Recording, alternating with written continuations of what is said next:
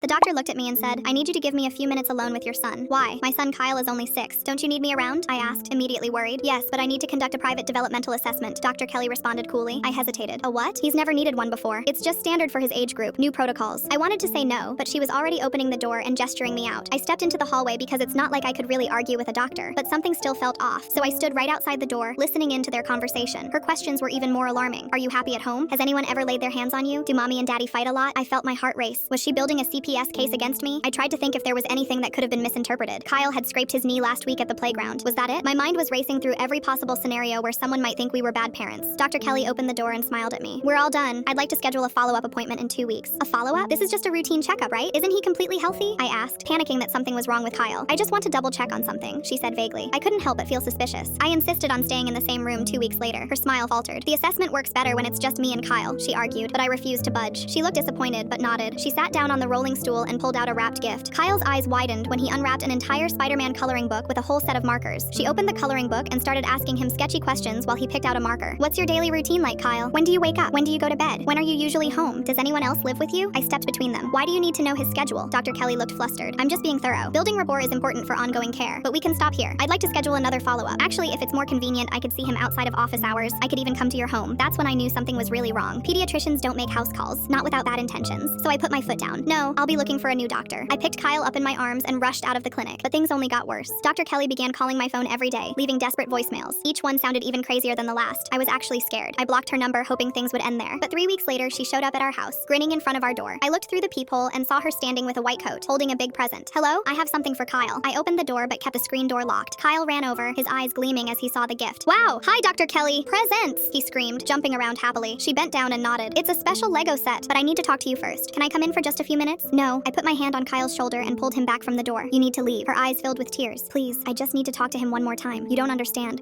Please let me give him his present." Kyle was tugging on my shirt. "Mom, please, it's a Lego set." But I saw the manic look in her eyes. I couldn't leave it to chance. I pulled my phone out of my pocket to dial 911. That's when Dr. Kelly yanked the screen door so hard the lock snapped and frame bent. She slapped the phone right out of my hand and scooped up Kyle in her arms before I could even scream. "Kyle!" I chased after her, but she was already at her car. She threw him in the back seat and hit the locks. "Stop!" I begged. She started the car as I banged on the window. "Don't do this!" She slammed on the gas and left. I ran to my car in the garage and jumped in, hands shaking so bad I could barely start the car. I chased after the car recklessly, placing 911 on the speakers. I gave them Dr. Kelly's license plate number. "Ma'am, I need you to not engage." But I wasn't stopping. The car pulled up to the children's hospital. I screeched to a stop right behind her car and ran toward them. "Stop! Someone stop her!" 2 security guards rushed in, following Dr. Kelly down 2 hallways past other nurses and patients. She started screaming, "Look, through the window in that bed. That's my daughter Misty. She's dying and he's the only match."